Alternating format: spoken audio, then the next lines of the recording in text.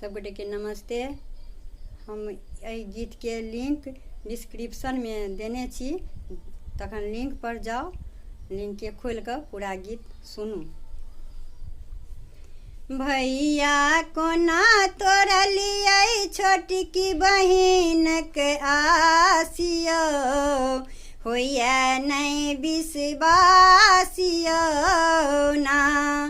भैया कोना तोरलियै छोटकी बहिन के आसियो, होइया नहीं विश्वासियो ना।